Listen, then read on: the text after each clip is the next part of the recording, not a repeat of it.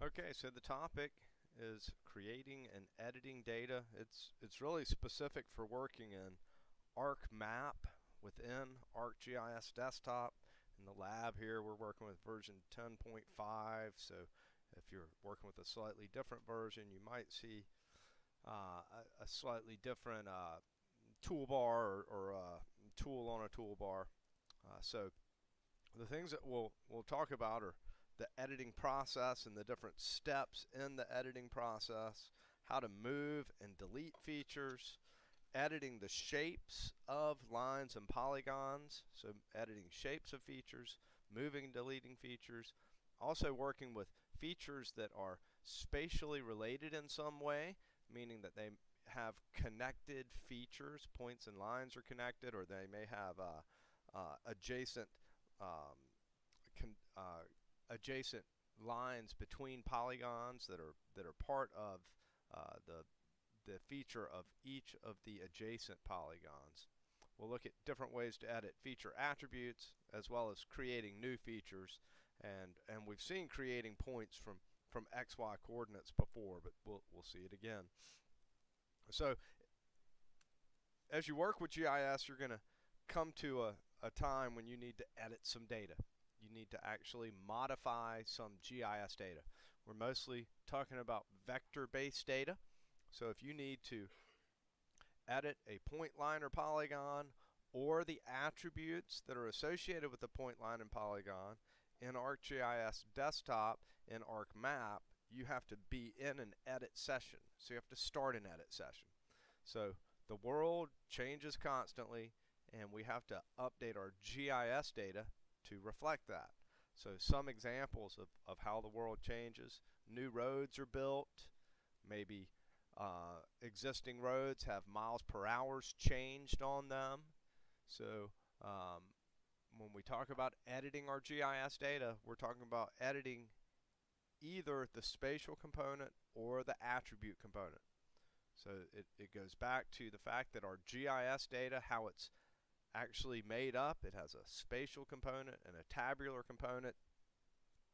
So when you edit data, when you want to update or create new GIS data, whether you're working with the spatial component, the points, lines, and polygons, or the tabular component, you need to be in an edit session to update this information. So in ArcGIS Desktop within ArcMap, there's these editing rules. You can only edit within one folder at a time, within one geodatabase at a time, and within one data frame at a time. So in ArcMap, when you load data in, we've seen how you can add data from different folders on your computer. You might add some data from your flash drive. Maybe you've got a folder on your documents folder that you add some data from, or maybe you load some data into the map from the server here on campus. When you start editing, it's going to ask you if you want to edit the data that's coming out of this folder over here, or this folder over here, or this folder over here. You can't edit data that are in different folders at the same time. The same with geodatabases. You can load data into a map out of multiple geodatabases, but when you go to start an edit session, it's going to make you choose one of those geodatabases to edit the data within. We've also seen in ArcMap you can have multiple data frames. You can also only edit in one data frame. So if you're editing in one data frame and then you go to another data frame and make it active in ArcMap and try to start an edit session, you'll see that the editor toolbar is grayed out. So you have to go stop editing in the other data frame to start editing in a different one. So those are some kind of things that control how you can edit in ArcMap.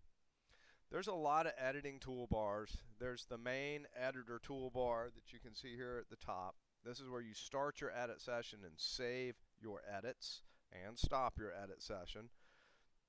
There's also tools for selecting features, creating new features, tracing features, modifying features. This editor toolbar really works in conjunction with these create features down here. This create features window, when you start an edit session, it shows you the feature classes you can edit and it gives you a set of tools that you can create new features with. These tools work in conjunction with some of the tools on the editor toolbar as well as the advanced editing toolbar. We also have a toolbar for controlling, adding, and removing vertices. You can do that by right-clicking also. There's a snapping environment that you can control what features and how you're snapping to different features. You can snap to nodes, endpoints, or anywhere along a line. These are points. This is anywhere along the line. We also have a topology toolbar. Topology is how we manage the spatial relationship between features in a GIS. If you ask someone the definition of topology, they'll probably say something like it's the spatial relationship between features. So topology is really important in GIS in that things in the real world are connected, and we want them to be connected in our GIS. So the way that roads connect, the way that polygons connect, all of these things we want to model in our computer in the same way that they connect in the real world. So the connectivity is managed through something called topology. Topology is a branch of mathematics. It's planar topology, planar geometry. So it's math applied to GIS to model spatial relationships. Topology is used in other things like networking. You may have heard of a network topology. A network topology describes how networks connect in the real world. Right? Our computer networks actually connect. Wires connect computers to other computers, to routers, to connect these networks. And if you want to appropriately model a network topology in a computer, you really have to build that connectivity in. And so topology is a mechanism in a computer for doing that.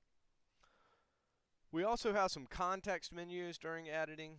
If you right click while you are actually creating a new feature within a feature class or layer, you'll get this context menu here that would allow you to punch in the length of a line or the next vertex with an absolute set of coordinates, or over a certain amount, up a certain amount, which is delta x, delta y. You can ensure a new feature goes parallel or perpendicular to an existing feature. So these tools allow us a little finer control over the features that we're creating during an edit session. If you right click on an existing feature, not one that you are currently creating, an existing feature, you can do some other things like insert a vertex or delete a vertex. If you right click right on the vertex, change segments, you get a whole nother context menu here for controlling how you can interact with an existing feature. When you interact with an existing feature, when you edit an existing feature, that we refer to what we are editing as that feature's sketch. So you work with a feature's edit sketch when you are creating or modifying a feature. You know you're looking at the feature's edit sketch when you see the vertices that define the shape of the feature. During an edit session, if you double click a feature with your edit tool that's on the editor toolbar, you'll get the edit sketch here. And you can grab one of those vertices and move it. You could right click a vertex and delete it. You can right click in between them and insert a new vertex. So you can modify the shape of a feature by working with its edit sketch. So working with vertices, a shape is made up of vertices. Move, insert, and delete them to modify the shape of a feature. There are also some other tools that allow us to modify the shape of a feature. We don't really recommend modifying the shape of features by editing the vertices unless it's a very small modification. For instance, if you knew that you wanted this polygon here to have a straight line drawn between this vertex and this vertex. The only change you needed to make was to delete this vertex, and that line would all of a sudden go between these two. That's an appropriate time to modify a vertex, or to edit or move a vertex, if there's only a few to move. We often see polygons that have hundreds or thousands of vertices along a curved line. And if you want to change a big, long, curved line, there's other tools that you can modify a shape by just starting by clicking on the side you want to edit and digitizing up around.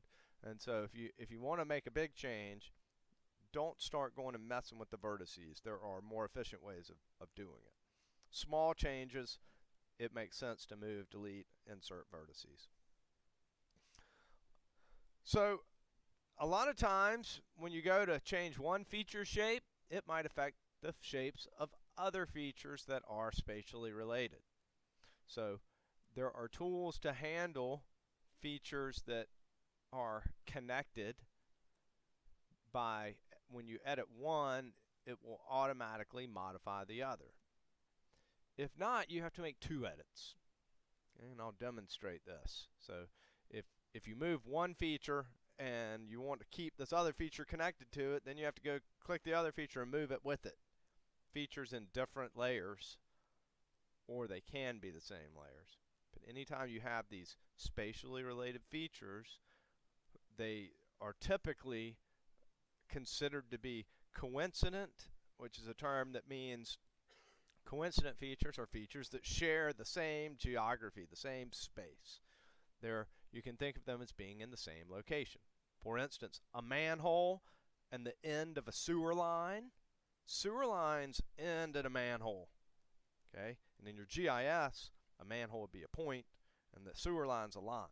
So what happens if out there on the ground they go and they move a manhole? And they call you, the GIS person, and they say, hey, we had to move this manhole out of the floodplain. It was getting water. Water was infiltrating it. So they call you and they say, we moved that manhole over there in the floodplain over 30 feet directly west, and then up 30 feet directly Y, or maybe they give you a new coordinate, or however they tell you how they moved the manhole. And in the GIS, you grab that point and you move it to where it should be. You update the values for the coordinates. What happened to the sewer line? Well, if they move the manhole out there in the real world, they're going to move the sewer line too. And so you need to move the sewer lines also. That's an example of features that are coincident. The end of that line is snapped to that point.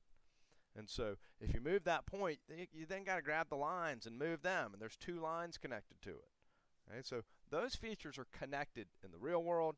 We need to model that connectivity in our GIS. There are tools that allow you to select the manhole and move it, and it moves anything that is connected to it, or in the GIS terms, they're considered to be coincident. So, all right. So, the editing process in ArcMap. If you want to edit features or attributes, you need to open up the map document and add the data you want to edit. You got to be in a map with some data that you want to edit. You start an edit session. When you start an edit session, it creates a bunch of feature templates. These are the settings that control a feature that's going to be edited, the symbology of it, and the tools that can be used to edit it. So features have feature templates that control the sets of tools that can be used to edit it. Things like default values that can be created when you create new features, as well as the symbology of the features. Once you've chosen your feature template, you select the feature to display its edit sketch, make your edits, save your edits. An important thing to know in ArcMap is that your edit session is saved independently of your map document. In ArcMap, when you say File Save, that's saving your map document. Your edit session is saved under the Editor drop-down. Edit Save saves your edit session. You want to save edits often. Editing is a computationally intensive computer action kind of thing. It's taxing your computer when you're editing data. Moving vertices, doing a lot of refresh and redraw. You want to save often so you don't lose 4 hours worth of edits, or even 20 minutes worth of edits you don't want to lose. Save often. Save your edit session often. Like anything. You're editing your GIS database. So when you edit the shape files and underlying geodatabases, whatever features you're editing, the layers that they are in are getting updated. It's not the map document, it's the underlying data that's stored somewhere. So there's a snapping environment that makes editing a little bit easier to make sure features connect. You can turn snapping on and off. You can snap to a vertex, an edge, or an endpoint. Features snap within the snapping tolerance that you can change. If you're snapping to too many things while you're editing, you can. You've got a lot of overlapping layers, and so a lot of times it's snapping to the wrong layers. You can hold down the space key during an edit session to disable snapping in real time. That's a common action to make editing a little bit more efficient. The snapping environment's gotten a lot better. I mean, it makes a lot of sense to people that you can snap features together, especially if you've ever used AutoCAD. A lot of CAD folks are used to good snapping environments. ArcGIS has a good snapping environment. So these feature templates we talked about, when you start editing, each feature class in your map has a feature template created for it. It stores the layer where the feature will be stored. So the underlying data, where if you create new data, it's going to be stored on a certain feature. The symbology, default attributes, and a default tool, as well as other tools that you can choose to edit with. We'll see some feature templates. They look like this right here. So when you go to start editing, this new create features window pops up. And this right here has your feature templates in it. They are based on what the feature looks like in the ArcMap table of contents. So Florida is symbolized as this yellow with a little black outline in this map. Lakes are symbolized with blue with a little black outline. Major cities look like that. And this is where things start to get a little more useful in the way that the edit session and edit environment work. Those major roads are not symbolized with one feature for all the roads. This person has taken the time to symbolize their major roads based on classes of what type of roads they are. So if your data has been symbolized in your table of contents by categories of information within the attribute table, when you go to enter in a new major road on this major roads layer, you can specify what kind of major road. And so it will fill in that attribute for you. So it makes editing more efficient, more streamlined, and it allows things to more auto-populate more for you. So each time you pick a feature template here, you get a set of construction tools that you can use to create features on that feature template. So the templates get created the first time an edit session is started. If you add a layer to ArcMap after, or if you change the symbology of a layer in ArcMap, sometimes you have to update the feature templates so that they reflect what the data now looks like in ArcMap. The templates are saved as part of a map document as well as with layer files and layer packages.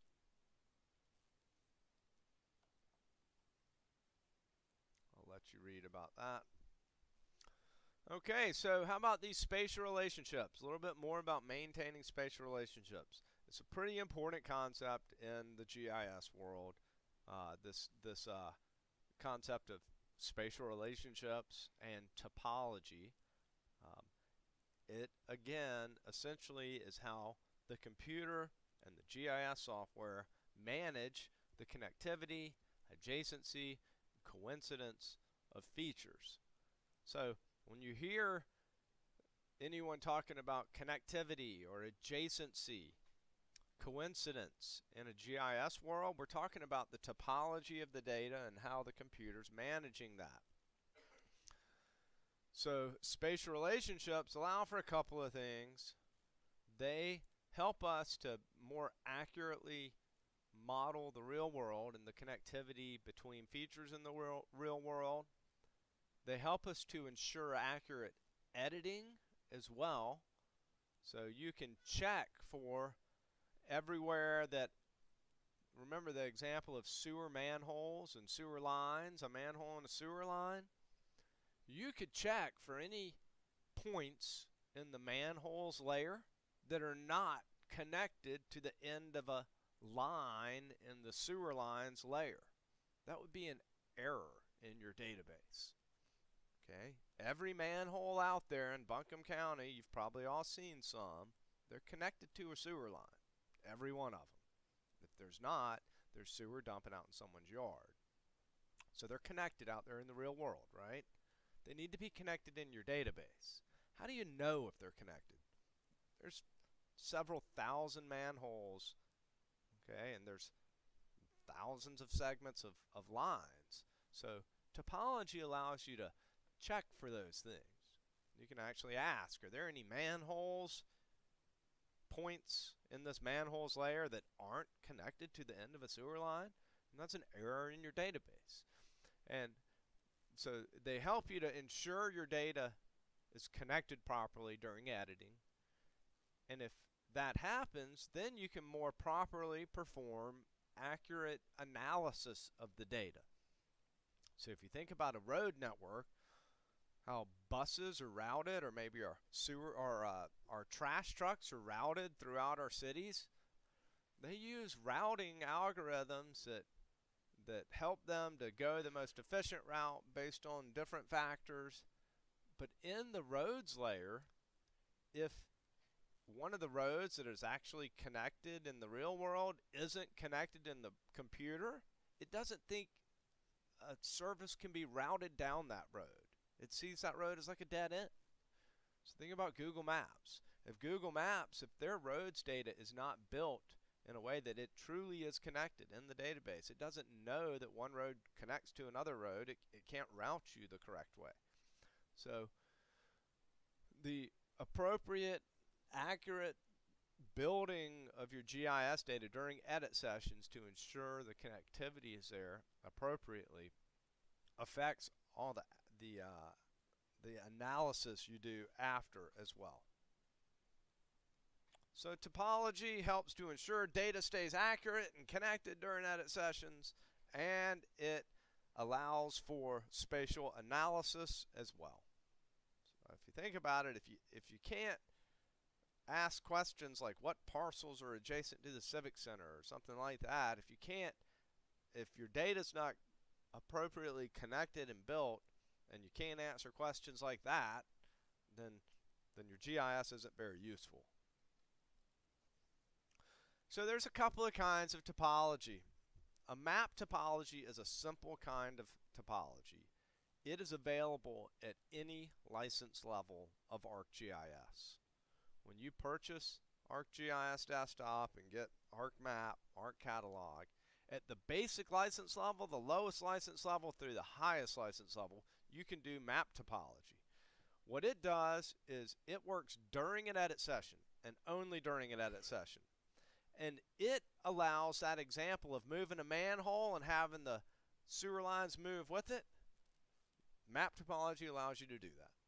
During an edit session, you create a map topology and you tell it which layers are going to participate in the map topology. In the example of the sewer lines, you say the manholes and the manholes point feature class is going to participate in this topology, and the lines and the sewer lines feature class are going to participate in this topology. And any features that are coincident should be moved together during an edit session. So if the end of a line is coincident with the manhole, and you move a manhole, the end of the line should move with it. So it simply ensures that connected features stay connected during an edit session. That's what map topology does.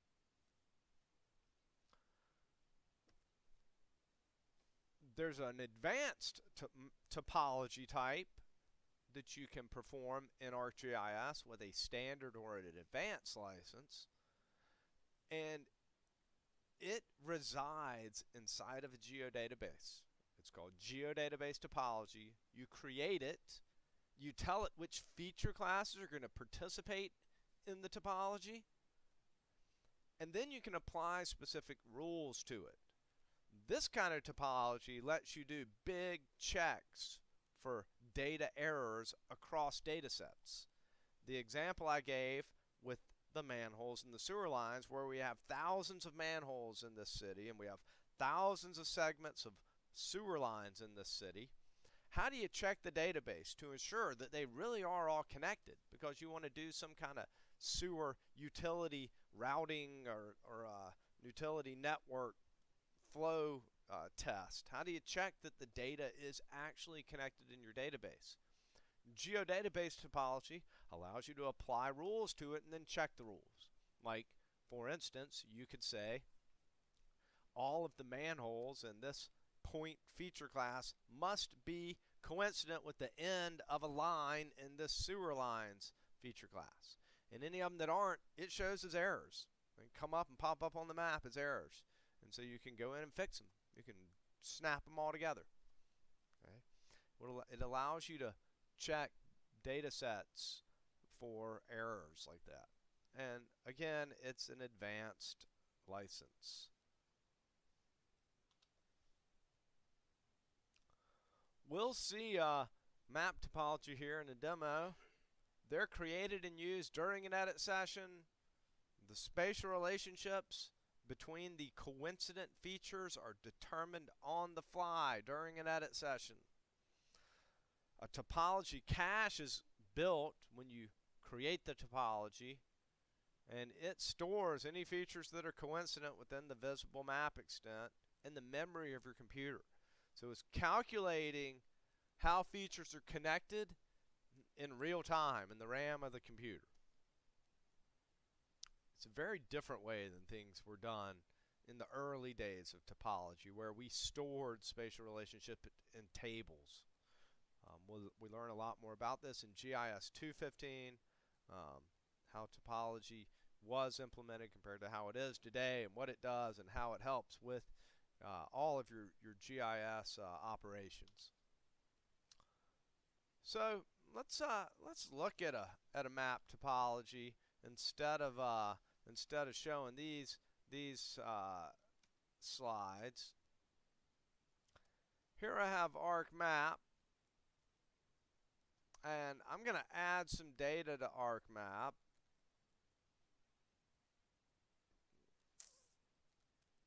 And this stuff's on the server, so y'all, you may or may not have easy access to this stuff depending on if you're on your own computer or if the networks are mapped on your lab computer. Let's just look at some Asheville data, and actually we'll look at some metropolitan sewer district stuff. Alright, they've got a pipes and structures layer. And let's also add some data from a different database. So those are loaded from shapefiles. And in my MSD database, I've also got a, no, let's not do that one. Let's go to my Asheville database and let's look at another example of some data. All right.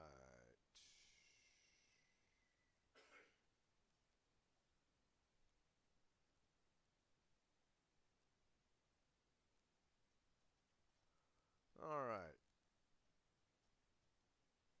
So, let's also add one more layer.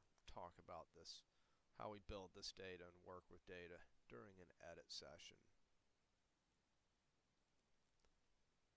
Alright, there we have it. So, now, you can see the data is being displayed by, listed by source. I've got some data loaded out of a database here and some shape files loaded out of a different folder. If I go to my editor toolbar here, notice it's grayed out. I'm going to turn off my drawing toolbar. If I go to start editing, the first thing it's going to do is ask me what I want to edit. The reason it's doing that is because I've got data loaded out of two different locations. I can either edit any of the shape files in my shape files folder or any of the feature classes in my geodatabase. I'm going to start by just editing the shape files here. I'm going to list a draw by order, and I'm going to turn some of this other stuff off. I really just want to look at my manholes and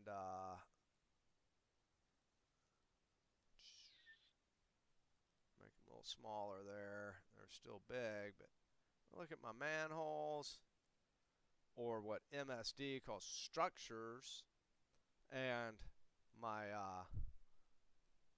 my sewer lines. All right. So this is Metropolitan Sewer District data. You'll notice in the structures feature class, there's a lot of structures that aren't on sewer lines. So this structures layer likely holds structures that are not manholes. Okay. But these on the end of the lines are manholes. And when you're editing, this black pointer tool is called the edit tool. It is how you select features during an edit session. Remember that select features tool? That's how you select features not during an edit session. You can still select them with that, but this tool is built for working during an edit session and selecting features. So, here are some sewer lines. They should be connected to these manholes. And during an edit session, if I double click with my edit tool, I get a features edit sketch.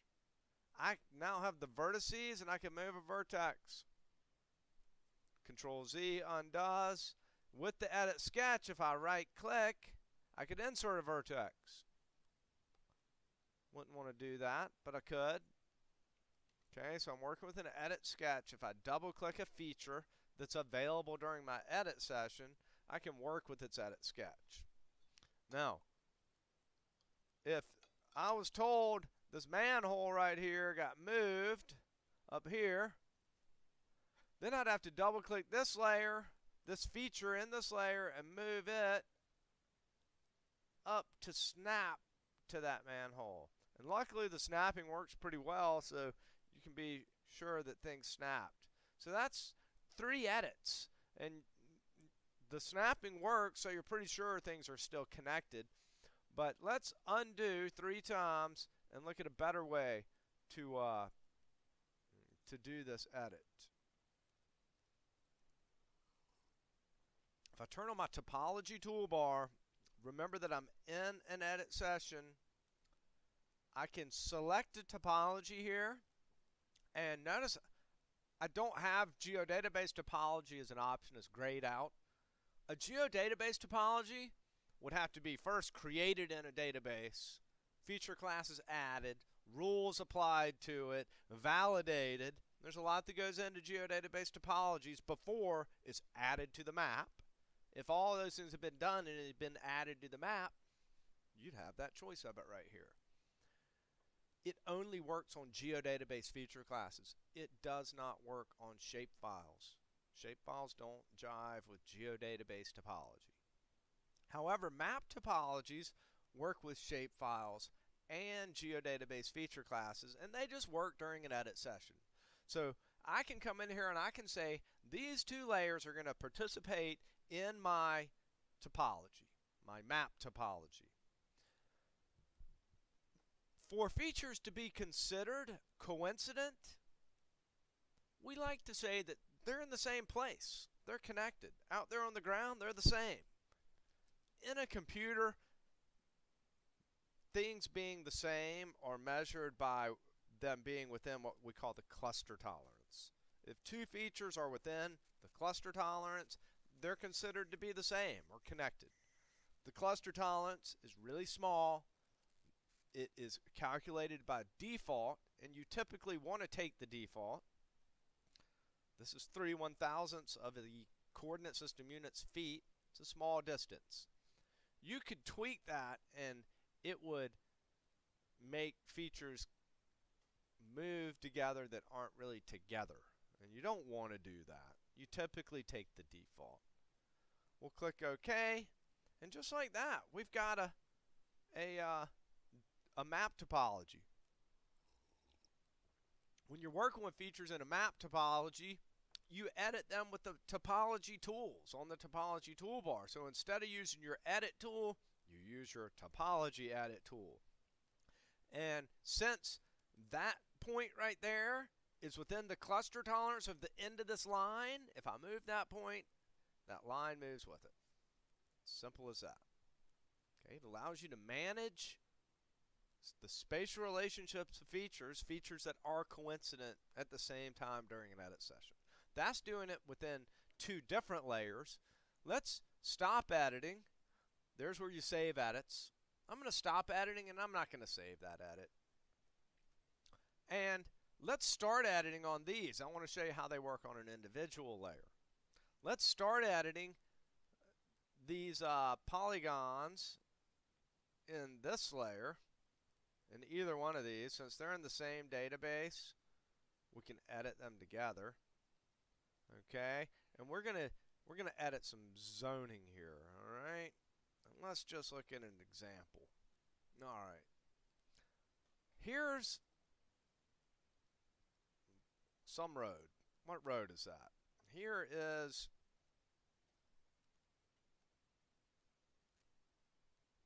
New Leicester Highway. All right. Okay. Now, before we look at New Leicester Highway, let's look at managing the spatial relationship between two adjacent polygons where they have this coincident boundary between the two. See, those are the same. The line between adjacent polygons, that part of each polygon should be coincident with the adjacent polygon. And if you double click this polygon, you'll see all those vertices. And if you double click this one, let me zoom out a little bit. If you double click this one, you should see every vertex in each of those should be the exact same, or within the cluster tolerance is considered the same. So if I wanted to say, you know, this polygon isn't quite right, I need to move this there and there. Well, it only moved one of the lines. So you have to move this one, snap it there, snap it there. And for a really simple edit like that, you could do something like that. If you only needed to move two vertices and you could just snap them, not a big deal. But it makes more sense to start a map topology for this layer, which is zoning. And this is just within one layer. The previous example was keeping features coincident within two layers. This is within one layer because there are coincident features between this layer. And so I could then, notice the colors are a little bit different, but it's moving coincident vertices. There's two coincident vertices within the same layer in this case. So it allows you to manage that a little bit better. Now, we want to try to strive to have our data built in a way that we've got what we refer to as, we often call it the vertical integrity of your data. So, if this particular zoning area, let's say that they were going to change the zoning on the southern side of Leicester Highway. Right now, this is zoned as CS, some commercial zoning. What if they wanted to change the zoning so that on the south side here zoned something else? we would need to split our polygon into 2 polygons and then update the attribute. So to do that, I want to show you a method. You have to select the polygon that you want to edit. And what you do is you cut the polygon. Okay? To cut a polygon, you either start outside of it or you can snap to the edge and you cut through it until you get to the other end.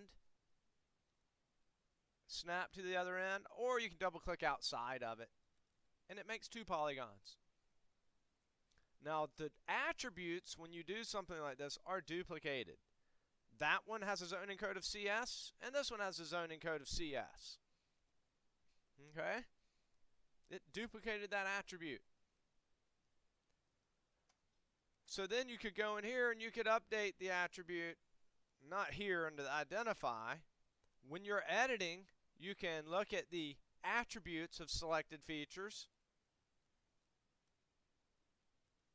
and you could change one or the other. We want to change the one on the southern side to be some other value of zoning, and I don't even know all the values of zoning, so I'm not going to put one in right now.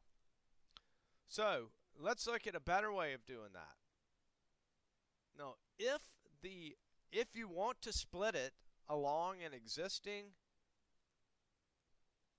feature like this road, if your boss came to you and they said, this polygon right here, I want you to assign the zoning code to the area south of that road to be something different than the north of that road, just for this chunk right in here, you could split it or cut the polygon and you could try to hit every vertex in here.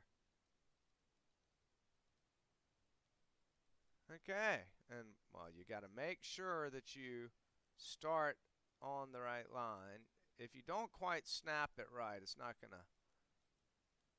If you don't make sure to snap to the right feature. All right, did that work? It worked okay till you zoom in and you see that it's not really right in your database. If this is Leicester Highway, this polygon now just to the south of it, this polygon goes to the south of it, and it's not supposed to. You want to be really careful editing your data, and there are tools to ensure editing. You'll run into data like this all the time, and you can never fix all the data in the world, but when you create data, you should strive to make it better. Let's double click this line. It's not going to, yeah, so it's got a lot of vertices, and you just have to hit every vertex moving up and down there. And so instead what we can do, we can select the polygon we want to cut. You choose your cut polygons tool, but then you've got this option where you can trace an existing feature. And so I'm going to start by make sure that I'm snapping to my zoning county there. And then since I chose that trace tool, notice how it's just tracing up that line. I'm not clicking at all. It traces that line perfectly. Then when I double click there, it didn't work. Why didn't that work? It's doing something weird because of this little polygon right there. And if I make sure to start by, you can switch between tools at the same time. I'm going to start with my straight line segment tool, and sometimes it helps to start outside of the polygon. It makes sure that it snaps. And now I'm going to trace up that line. I'm going to click there and switch back to this one and double click. So the polygon boundaries are now coincident with that road boundary. And out there in the real world, that's how that zoning boundary is defined. So you really want it to be defined correctly in your database. So I'm going to stop editing here without saving edits to. Now, doing that kind of operation is maintaining a topological spatial relationship or building a spatial relationship into your database without actually using topology rules specifically. That's just using some trace tools. I'm going to give another example and just show you how you see this all the time in data. And again, you can't correct all the data in the world, but you can strive to build your data better. So we've got municipalities loaded, and I'm going to also load a couple other layers. I'm going to load a county, municipalities. I'm going to load the county boundary, and I'll make it transparent and orange. And I'm going to also load the national forest boundary as well. And I'm going to make it also transparent. And I'm going to give it this dark blue or green, whatever color that is. No, I'm not doing what I said. Let's make it a dark green. Okay. Now, so let's look around at some data here. Municipalities.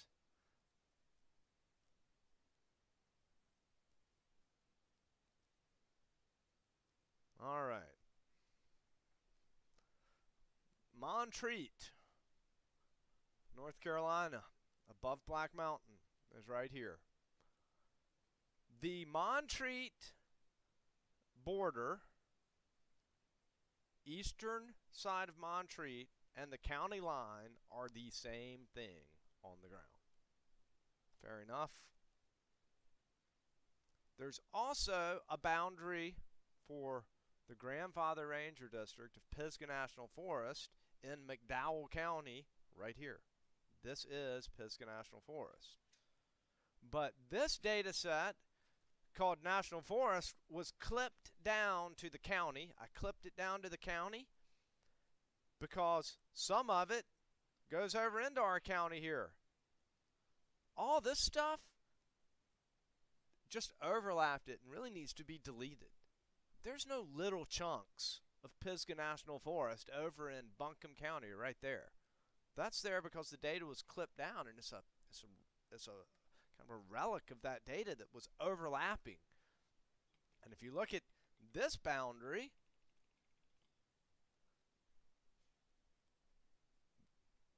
there is no Pisgah National Forest on this side.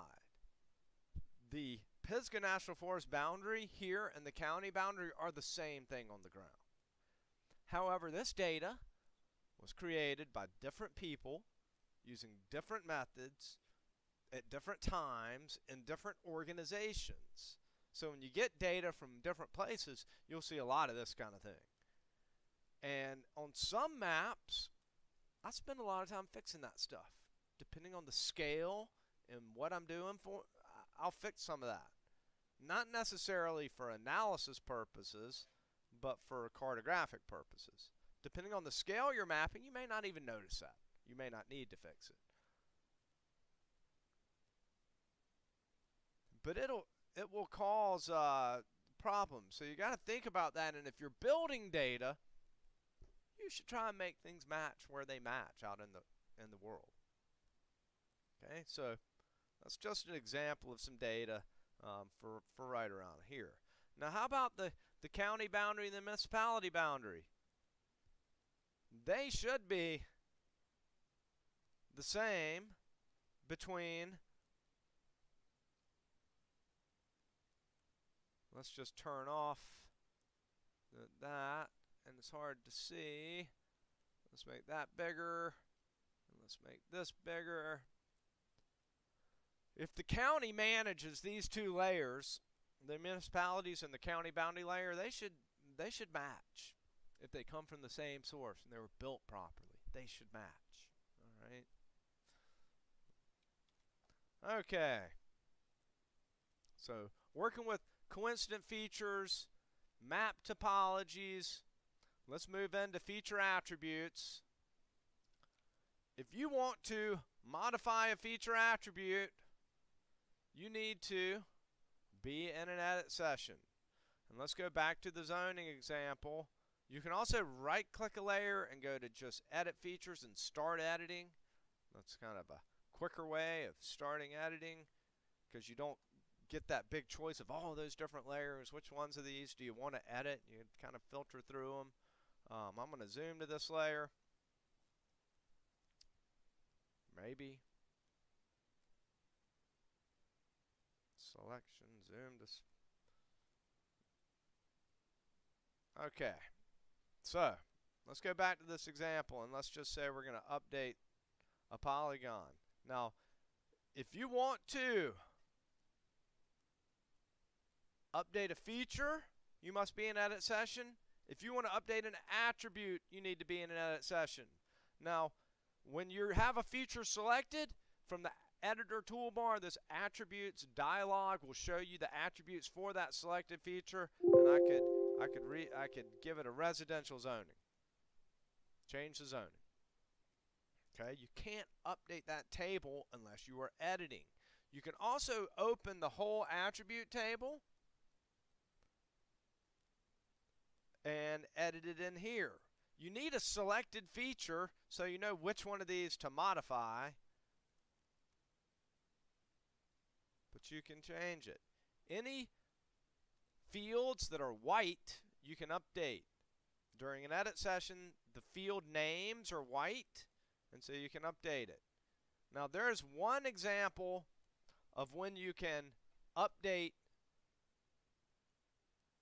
attributes outside of an edit session, and that is by using the field calculator. So, if I stop editing, I don't want to save my edits, and I open my attribute table, and let's look at all these values. See this zone underscore code? If I wanted to say, you know, I don't care about all these different types of residential. R-1 versus R-LD.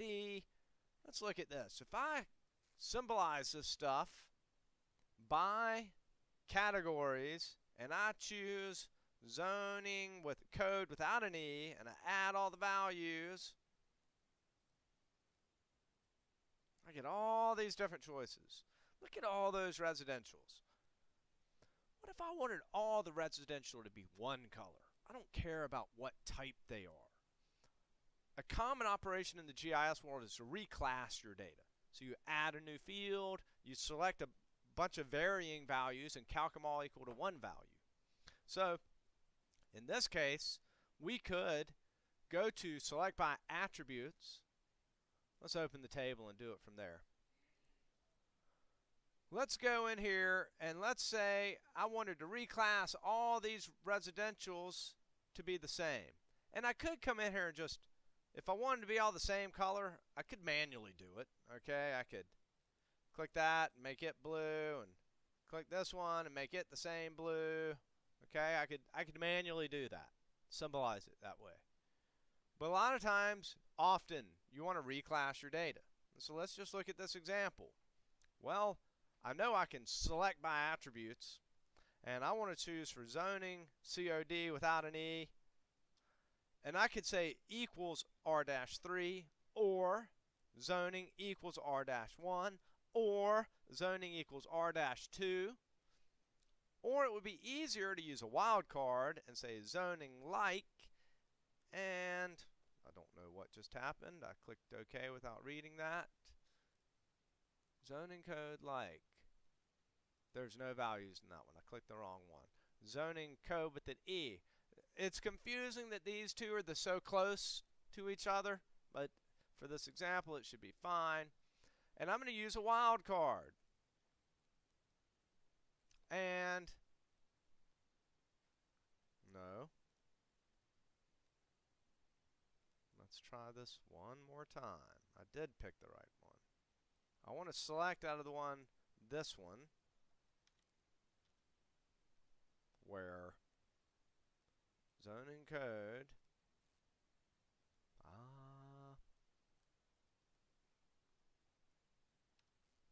it usually would populate that at least, but that's okay, it's not. We're just going to tell it to look for anything that starts with an R and ends with anything else. I'm not sure why it wasn't populating this. It has to be in single quotes because it's a text field. You use like instead of equals when you're using a wildcard, and that percent wildcard is going to select for anything that starts with R and ends with anything else. It could be R dash 1000 characters, and it would select it. So that just selected all of those values. You can forget that this column is selected. Let's clear that and do it again. Cancel that. We don't want that. That was not affecting anything, but I think it looks confusing. There you go. 479 records selected. Now, notice that I am not in an edit session. These are all gray, every field. I can't edit any of them. I can right-click this field now, and I can go to the field calculator, and it'll let me do this outside of an edit session. It will let me update attributes outside of an edit session. So I'm going to update this field to equal residential. All of those different ones are going to become res in this field. I click OK. It failed because I used a single. I used a single quote instead of a double quote.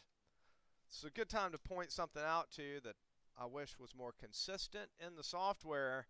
When you're searching for text using an attribute query, text has to be in single quotes. When you're populating a field using the field calculator, text has to be in double quotes. It's just a little inconsistent. So you can use the field calculator by right-clicking a field and going to calculate values, and I just populated 479 records really quickly. It's a lot easier than going in and typing in for each one of those. That would take forever. So the field calculator is a useful tool for populating values in an attribute table. Now you can populate single things, like I just populated res, like Washington, or you could even add fields together. You could do math. If you had a table that had a land value and a building value field, you could add a new field to it and calc it equal to the combination of the two. And you can get into even more than that. All right. The last thing is about digitizing. A real common way for creating features is by digitizing on top of something like an aerial photo. You're going to do this during your Bent Creek exercise as well as your virtual campus work this week. When you digitize features, you left-click each place that you want to put in a new vertex. All right. I just had a student contact me about creating a layer of campsites in a certain area, and this is what he's going to need to do. He's going to need to. This is one method. Okay. He knows where they are looking at aerial photos because they're along roads. And so he can click based on a photo where they are. You can also collect data like that with the GPS unit going out in the field. Polygons for buildings are really often done this way. So you have to first have a layer that you want to create the features for. You have to define the attributes that you want to collect for each feature. So if you're tracing roads on an aerial photo, the attributes that you need to make sure are included are things like the road name, maybe the road miles per hour, whatever attributes you want to be stored with your GIS data. You need a layer with the attributes. And then you just simply digitize along where you want the features to go. Every time you left click, it puts in a vertex. So you can put in vertices, and when you double click, the edit sketch is saved to a feature. All right. Now, how close do you zoom in? There's no perfect kind of recipe for exactly how close to zoom in. It depends on what you're digitizing. It depends on the resolution of your base data that you're digitizing from. It depends on how much time and money you have. It depends on your accuracy needs. So you want to zoom in enough but not so much that you see it completely pixelated. How many vertices do you put in? You want to put in enough to accurately represent what you want to model in your GIS, but you don't have unlimited time and money in any project. You want to consider that something I heard someone say once, that the world just can't afford perfect data. Data is never going to be perfect. You have to decide for your project needs how perfect is good enough. How good enough is what's good enough. Okay? So, the more vertices you put in, the more storage it takes, the longer it takes to draw, all kinds of different implications. When I go out in GPS data, there's so many vertices and line segments. I'm constantly generalizing that data to make it look better, to smooth it. Is it less accurate? Maybe, but for what I'm doing usually, it doesn't matter. The difference is negligent. All right. The final thing is creating points from XY coordinates, and we often see this where we have some coordinates in an Excel spreadsheet and we need to generate points from it. You've done this already this semester. The important things to know about it is that we use a tool called Add XY Data in ArcMap or ArcCatalog. In ArcMap, if you add XY data and you point it to an Excel spreadsheet and tell it where the coordinates are for the X and the Y, if you do that, it will throw the points on the map in a temporary layer called an event layer. That event layer can't be symbolized or edited or anything like that. When you do this, you almost always right-click that event layer and export it to either a shapefile or a feature class in your database to make it a permanent layer. And then just remove the event layer. You don't need it anymore, and it's confusing sitting there.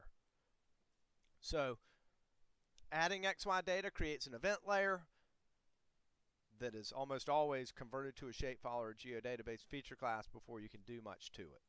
Make sure you pick the right X and Y in your table, and you need to define the spatial reference.